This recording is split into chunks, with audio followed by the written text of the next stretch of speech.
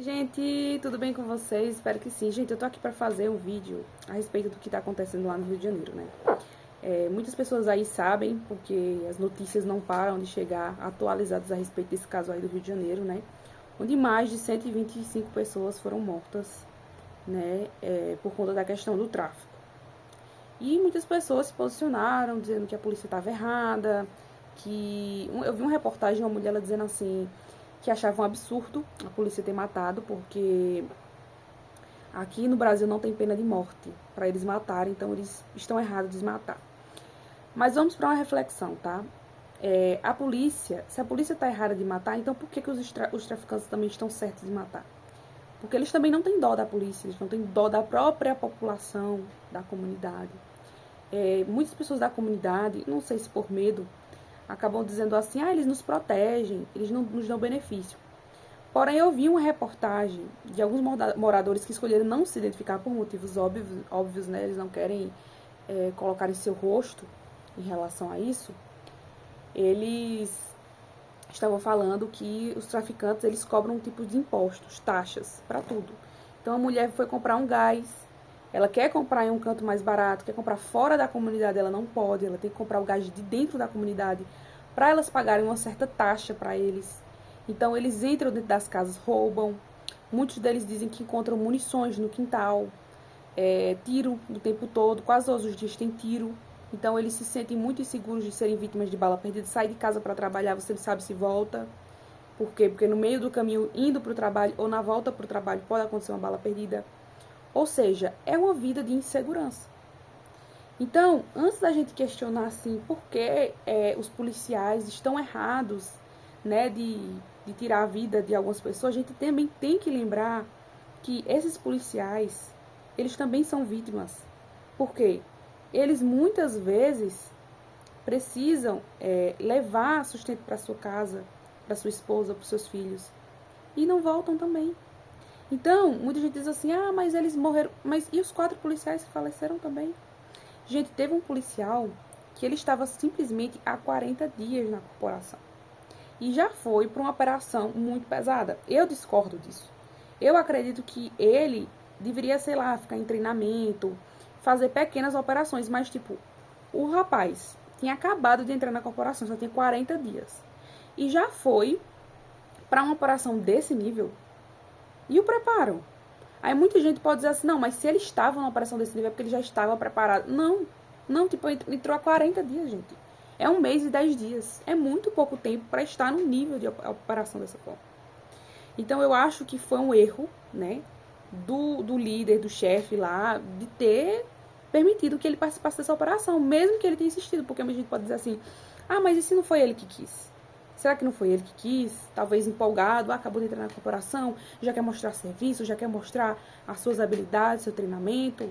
Muitas das vezes ele, nos treinamentos, se destacou de alguma forma, ao ponto do chefe lá, né, deles pensar assim, não, ele tá preparado porque ele já comprovou pra gente através dos testes e alguma coisa que ele vai... Mas mesmo assim, independente disso, sabe? Eu acho errado sim. E eu fiquei com muito pena de algumas mensagens que foram trocadas entre um policial e sua esposa, em que ela disse que estaria orando por ele e que ele mandasse mensagem para ela e que sempre ficasse atualizando a respeito do caso para ela saber se ele estava vivo. E ele mandava algumas mensagens para ela dizendo que ela orasse realmente por ele e que ia estar atualizando ela. Só que teve um momento que, felizmente, ele faleceu e ela ficou mandando várias mensagens perguntando se ele estava bem, se ele estava orando por ele. E ele não respondeu mais as mensagens, né? Falando isso aqui pra vocês, gente, eu fico com vontade de chorar, né? Fico com muita vontade de chorar, porque, assim, é muito triste saber que um chefe de família, né, saiu pra ganhar o seu pão de cada dia, saiu pra trabalhar, estava esperançoso, né, de ter o sustento. Tenho que respirar até profundamente aqui pra fazer um vídeo como esse, porque não é um vídeo fácil de se fazer.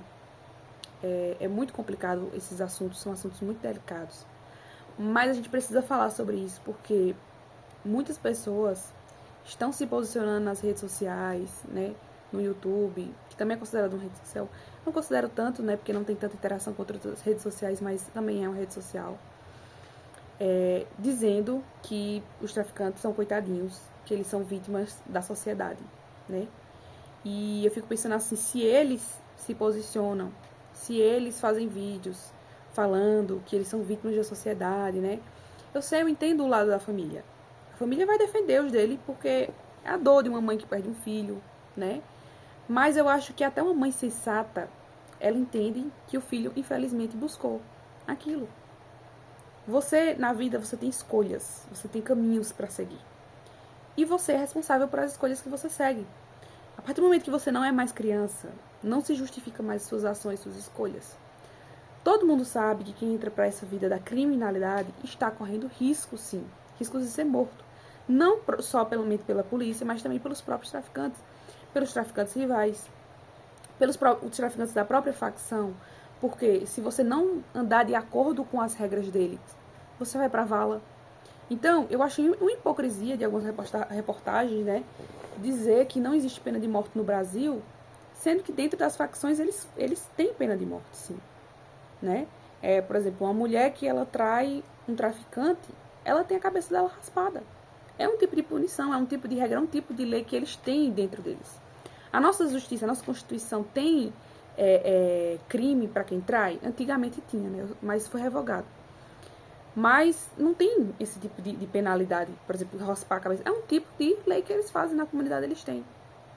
Então, assim, as pessoas da comunidade precisam seguir as leis da comunidade.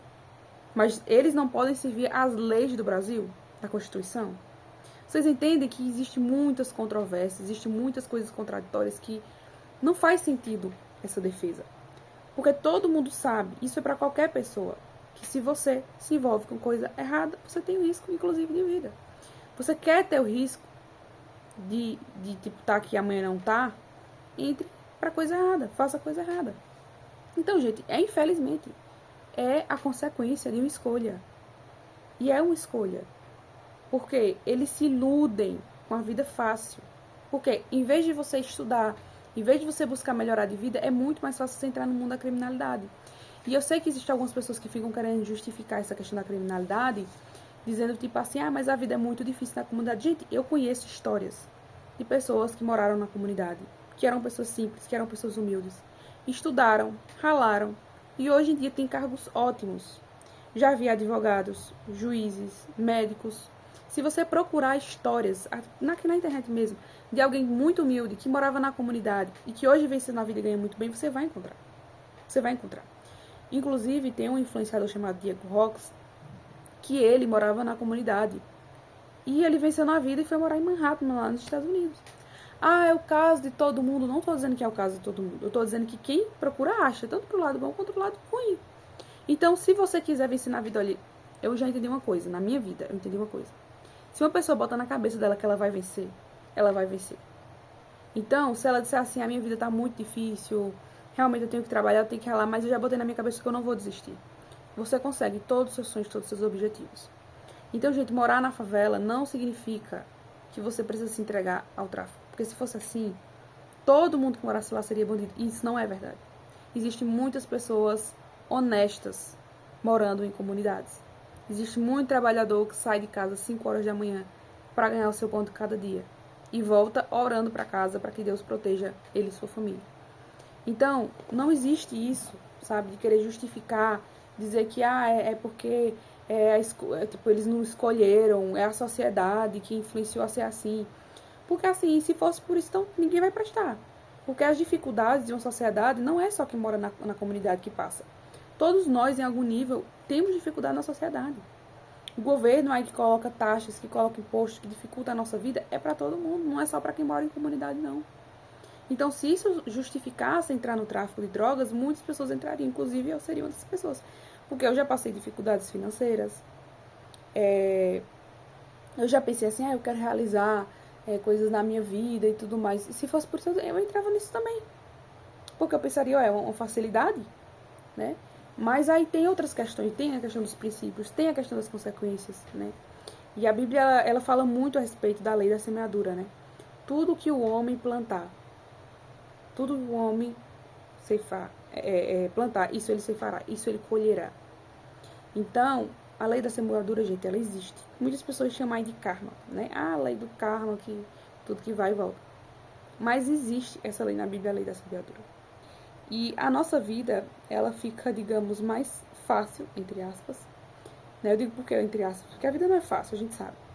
Mas quando a gente entende que a vida ela é regida por leis, por princípios. E quando a gente decide seguir esses princípios, as coisas vão facilitando mais pra gente.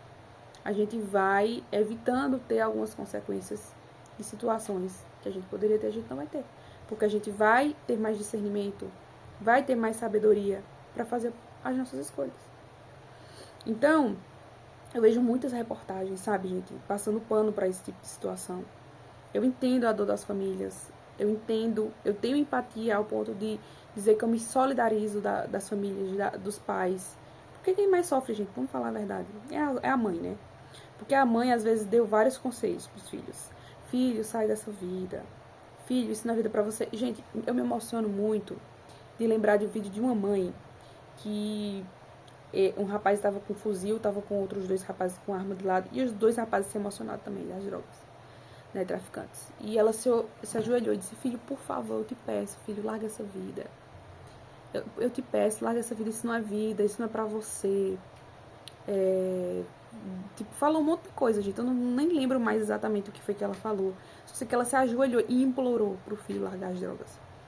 E é realmente se emocionar. Até os traficantes que estavam do lado se emocionou. Por quê? Porque eles sabem, na verdade. Quem entra pra essa vida sabe do risco que tá correndo. E é muito triste, sabe? Corta o coração você ver uma mãe de joelhos implorando pro filho largar as drogas. Eu sou mãe, hoje em dia. E eu tenho um filho. E eu fico pensando, tipo assim, que Deus livre o meu filho de escolhas ruins. Eu sempre vou instruir ele no caminho da verdade, no caminho que ele deve andar, o que a Bíblia diz, né? Instrua o seu filho no caminho da verdade, quando crescer não se desviará dele.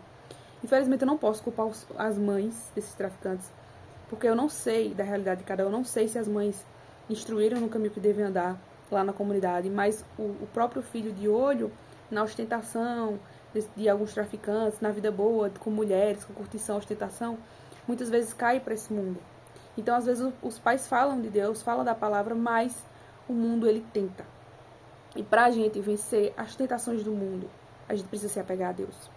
Porque até quem se diz forte se torna fraco se não se apegar a Deus. Se você não se apega a princípios bem estabelecidos, se você não busca a Deus, você pode fraquejar.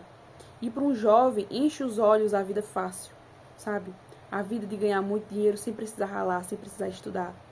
Porque o que um traficante ganha, né, é o que uma pessoa que ralou basicamente a vida inteira estudando ganha. Uma pessoa que fez faculdade por anos, uma pessoa que fez especialização por anos, para poder ganhar um salário no valor que muitos deles ganham uma facilidade. Mas uma facilidade que tem um preço. Porque tudo custa um preço. Ou você vence na vida através dos seus esforços, pelos estudos, na dificuldade. Mas quando você conseguir conquistar, ninguém vai poder tirar de você, porque você conquistou por mérito. Você foi lá, você fez, você ralou, você deu o seu melhor. Você conquistou e ninguém vai poder tirar a conquista de você. Ninguém pode tirar de você o investimento, o seu caráter, aquilo que você esforça para ter, para ser. Ninguém pode tirar isso de você. Independente do que digam, independente do que façam, ninguém pode tirar de você a sua essência, aquilo que você é. Então, a segurança de você saber, não, eu estudei, eu ralei, foi difícil, foi, mas agora eu estou colhendo os frutos. Do que eu vou colher os frutos agora, eu não vou estudar, não vou ralar, mas isso pode ser tirado de mim a qualquer hora. Por quê? Porque a sua vida, quando você se envolve com coisa errada, pode ser tirada de você a qualquer momento. Então, é muito triste esse tipo de situação, né? E cabe uma reflexão a respeito disso. A reflexão também aos pais, instruam seus filhos pelo caminho que devem andar. Como eu disse, eu não sei se os pais fizeram isso. Talvez sim, muitos provavelmente, né, se são pessoas boas, não iam querer que os filhos se envolvessem com criminalidade. E por que eu digo pessoas boas? Porque existem pais que não prestam, gente. Não é porque são pais que eles também são santos. Muitos são pais e se o filho, muitas vezes, de forma ilegal, tá recebendo um dinheiro de tráfico, alguma coisa assim, e tá beneficiando eles não vão dizer para os filhos largar. Se eles estão tendo algum tipo de benefício, tem pais que são assim.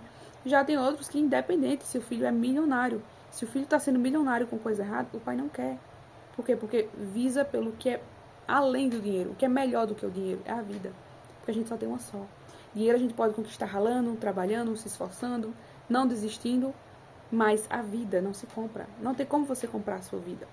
Então, se você não zelar por ela, se você não zelar pela sua vida, não tem como você tê-la de volta. Então, por exemplo, esses policiais, que foram heróis, na minha visão, né? Infelizmente, eles não têm como voltar à vida. E eu acho muito triste que o governo não reconhece isso. O governo não reconhece o heroísmo desses homens que deixaram as suas casas, deixaram as suas famílias para proteger a sociedade. Uma sociedade que criminalizam eles, que tentam criminalizar eles, como eu vi alguns traficantes, cortando corpos das vítimas para culpar os policiais. Como eu vi na reportagem, dizendo, será que os policiais estavam transportando de carro de forma ilegal os corpos? É tentar encontrar pelo em ovo para incriminar os policiais, sabe? Porque, infelizmente, já faleceram. Se eles vão serem transportados por um carro normal, por uma carroça, infelizmente eles faleceram. Né? A gente tem que respeitar, sim, as famílias. Que as famílias, sim, são as vítimas. Por quê? Porque elas tinham um sentimento por eles. A mãe, sim, é uma vítima. Por quê? Porque ela cuida do filho, zela um filho, bota o filho no mundo, sabe? Dá toda instrução, às vezes. Faz tudo que pode por um filho, para o filho tomar uma péssima decisão. E ela sofrer com isso. Porque quando um filho sofre, a mãe sofre também. Então, sim, a família que é a vítima da situação. Os que faleceram, não, porque eles buscaram. Mas a família, sim. E com a família eu me solidarizo também com os policiais. E, gente, esse vídeo foi mais para fazer uma reflexão. Porque sobre o caso, como tudo aconteceu, eu acredito que já existem muitos vídeos aqui que falam sobre isso. Sobre tudo o que aconteceu. Né, que é considerado cenário de guerra e uma das maiores matanças, mais do que o Carandiru. Né? Eu me surpreendi. Desde 1900 e alguma coisa, que eu não estou lembrada agora do ano que foi, mas até porque foi antes, né, de eu nascer, então não sei dizer. Eu pesquisei um pouco da história, mas assim, é triste, é triste, mas eu gostaria muito de dizer que sirva de lição para que os jovens não entrem nessa vida, mas infelizmente, gente, eu sei da realidade. Eu sei que alguns se foram, mas outros vão entrar no lugar, porque a criminalidade ela não para. Eles não vão deixar de ganhar dinheiro. E muitos jovens não vão deixarem de ser iludidos pelo dinheiro fácil. Muitos vão continuar nessa vida. Muitos vão querer persistir nisso, infelizmente. Espero que vocês tenham gostado do vídeo, tenham gostado da reflexão. Gente, se vocês gostaram do vídeo, deixa seu like, já me ajuda bastante, tá? Se inscreve no canal e um beijo.